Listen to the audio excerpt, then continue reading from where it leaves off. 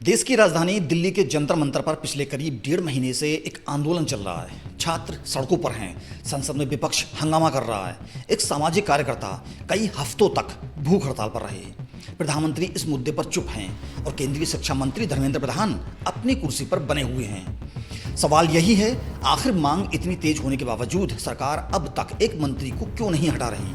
क्या यह सिर्फ जिद है या इसके पीछे कोई बड़ी राजनीतिक रणनीति काम कर रही है?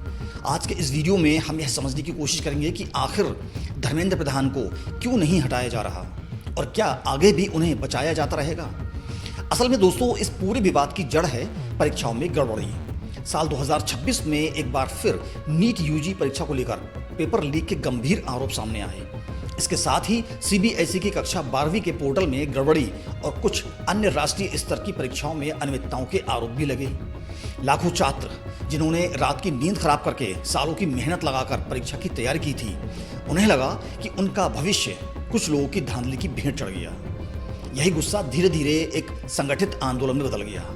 इस आंदोलन को आवाज दी एक अपेक्षाकृत नए राजनीतिक सामाजिक संगठन ने, जिसे लोग कॉकरोच जनता पार्टी यानी सीजेपी के नाम से जानते हैं। 6 जून से इस संगठन ने दिल्ली के जंतर मंतर पर धरना शुरू किया, जो बाद में देश के कई और शहरों तक फैल गया।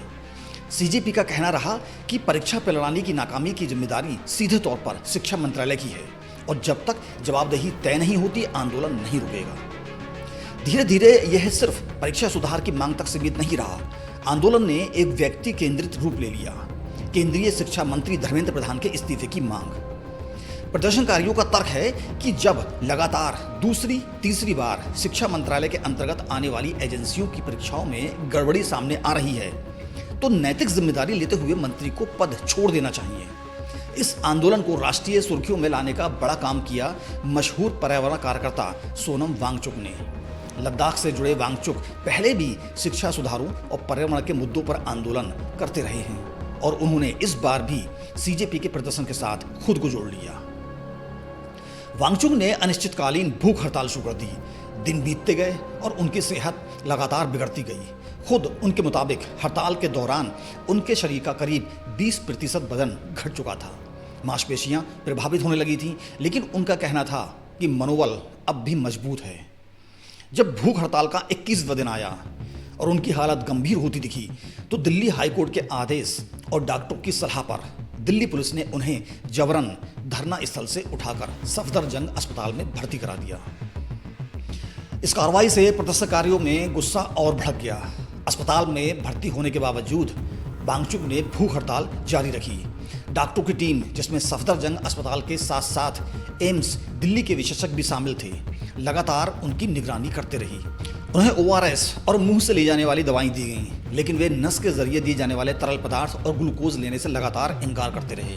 आखिरकार 20 जुलाई को वांगचुक ने अस्पताल से एक नोट जारी करते हुए भूख हड़ताल खत्म करने का ऐलान किया, लेकिन इसके साथ उन्होंने 3 शर्तें भी रखी। इन शर्तों में परीक्षा प्रणाली में सुधार और जवाबदेही से जुड़ी मांगें शामिल थीं। पिछले हफ्ते सीजेपी प्रतिनिधिमंडल ने केंद्रीय स्वास्थ्य मंत्री जेपी नड्डा से मुलाकात कर एक ज्ञापन सौंपा। इस ज्ञापन में संगठन ने 3 मुख्य मांगें रखी। पहली मांग थी सोनम वांगचुक को तुरंत अस्पताल से रिहा किया जाए। दूसरी और सबसे बड़ी मांग थी केंद्रीय शिक्षा मंत्री धर्मेंद्र प्रधान को पद से हटाया जाए। और तीसरी मांग थी परीक्षा गड़बड़ियों से प्रभावित छात्रों को उचित मुआवजा दिया जाए। संगठन का दावा है कि नीट यूजी 2026 पेपर लीक और सीबीएसई पोर्टल से जुड़ी गड़बड़ियां सिर्फ तकनीकी खामी नहीं, बल्कि मंत्रालय के स्तर पर लगातार हो रही लापरवाही का नतीजा है। इसी बीच मानसून सत्र के दौरान संसद के मकर द्वार पर विपक्षी सांसदों ने भी तख्तियां लेकर शिक्षा मंत्री के इस्तीफे की मांग करते हुए प्रदर्शन किया। वहीं सत्ता पक्ष के सांसदों का कहना था कि सरकार परीक्षा और शिक्षा व्यवस्था पर खुली चर्चा के लिए तैयार है, लेकिन विपक्ष सदन में मुद्दे पर गंभीर बहस से बच रहा है और सिर्फ हंगामे तक सीमित है। इतने दबाव के बावजूद धर्मेंद्र प्रधान का रुख साफ रहा है कि वे इस्तीफा नहीं देंगे। पेपर लीक विवाद पर केंद्र सरकार का आधिकारिक रुख भी यही रहा है कि शिक्षा मंत्री पद नहीं छोड़ेंगे। प्रधानमंत्री नरेंद्र मोदी ने भी इस मुद्दे पर सोशल मीडिया पर एक पोस्ट की, जिसमें उन्होंने कहा कि देश के युवाओं के कल्याण और भविष्य से बढ़कर कुछ भी नहीं है और जो लोग युवाओं के भविष्य से खिलवाड़ करते हैं उन्हें बख्शा नहीं जाएगा, लेकिन धर्मेंद्र प्रधान का इस्तीफा नहीं होगा। यानी सरकार ने दोषियों पर कार्रवाई की बात तो कही, लेकिन मंत्री के इस्तीफे की मांग को सीधे तौर पर स्वीकार नहीं किया। सीजेपी ने इस जवाब को नाकाफी बताया। संगठन के संस्थापक ने प्रधानमंत्री की पोस्ट पर प्रतिक्रिया देते हुए तीखा तंज कसा और कहा कि असली सवाल यानी मंत्री की जवाबदेही अब भी अनुत्तरित है। अब आते हैं आज के इस वीडियो के सबसे अहम हिस्से पर। राजनीतिक विश्लेषकों के बीच इस बात पर अलग अलग राय है कि आखिर इतने दबाव के बावजूद धर्मेंद्र प्रधान को क्यों नहीं हटाया जा रहा। आइए इन नजरियों को बारी बारी समझते हैं। पहला नजरिया, दबाव में झुकना कमजोरी की निशानी माना जाएगा। किसी भी सरकार के लिए सड़क पर हो रहे आंदोलन के दबाव में तुरंत मंत्री बदलना एक खतरनाक मिसाल कायम कर सकता है।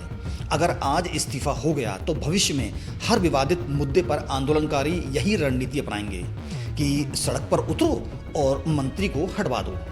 सरकार इसे प्रशासनिक स्थिरता के लिए खतरनाक मानती है, इसलिए वह जल्दी नहीं झुकना चाहती। दूसरा नजरिया, जांच पूरे हुए बिना इस्तीफा मतलब दोष स्वीकार करना। दूसरा तर्क यह है कि अभी तक जांच एजेंसियां मामले की पड़ताल कर रही हैं। अगर जांच पूरी होने से पहले ही मंत्री इस्तीफा दे देते हैं तो यह सीधे तौर पर सरकार की गलती स्वीकार करने जैसा माना जाएगा, जो विपक्ष को आगे और मुद्दे देगा। इसलिए रणनीति यह है कि पहले जांच होने दी जाए, जिम्मेदार अधिकारियों पर कार्रवाई की जाए और मंत्री को इससे अलग रखा जाए। तीसरा नजरिया कि धर्मेंद्र प्रधान पार्टी के भीतर एक भरोसेमंद और अनुभवी चेहरा माने जाते हैं। वे पेट्रोलियम मंत्रालय से लेकर कौशल विकास और अब शिक्षा मंत्रालय तक कई अहम मंत्रालय संभाल चुके हैं। नेतृत्व का भरोसा और संगठन में उनकी पकड़ इतनी मजबूत मानी जाती है कि उन्हें एक आंदोलन के दबाव में हटाना नेतृत्व के लिए आसान फैसला नहीं है। चौथा नजरिया, आंदोलन की प्रकृति और उसका राजनीतिक चरित्र। सरकार इस आंदोलन को शुद्ध रूप से छात्र हित का मुद्दा नहीं बल्कि एक राजनीतिक रंग वाला विरोध प्रदर्शन मानती है। चूंकि आंदोलन में एक नए राजनीतिक संगठन की सक्रिय भूमिका है, इसलिए सत्ता पक्ष इसे संगठित राजनीतिक अभियान के तौर पर देखता है, न कि एक स्वतः स्फूर्त जन आंदोलन के तौर पर। इस सोच के तहत मांग मानने का मतलब होगा कि एक राजनीतिक प्रतिद्वंदी को श्रेय देना। पांचवा और आखिरी नजरिया यह है कि बड़े मंत्रिमंडल फेरबदल आमतौर पर किसी बड़े राजनीतिक कैलेंडर या रणनीतिक मौके पर ही किए जाते हैं, न कि किसी दबाव के तुरंत बाद। कई विश्लेषकों को उम्मीद है कि अगर आगे चलकर सरकार बदलाव करती भी है तो वह किसी तयशुदा समय पर होने वाले बड़े फेरबदल के हिस्से के रूप में होगा, न कि इस आंदोलन की सीधी प्रतिक्रिया के तौर पर, ताकि यह किसी दबाव में लिए गए फैसले जैसा ना दिखे। तो सवाल यह उठता है कि क्या आने वाले दिनों में भी धर्मेंद्र प्रधान की कुर्सी सुरक्षित रहेगी।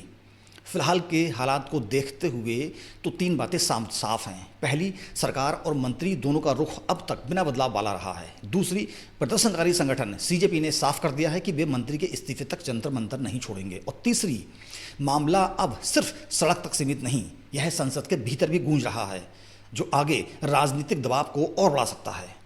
आगे का रास्ता कई बातों पर निर्भर करेगा। जांच की रफ्तार और नतीजे, सोनम वांगचुक की सेहत को लेकर जनभावना, संसद के मानसून सत्र में विपक्ष का दबाव और यह भी कि आंदोलन कितने लंबे समय तक अपनी तीव्रता बनाए रख पाता है।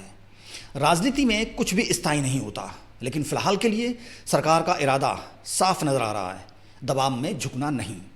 नई जानकारी के अनुसार सोनम वांगचुक ने अपना अनशन तोड़ दिया है। सरकार की तरफ से शिक्षा सचिव को हटा दिया गया है।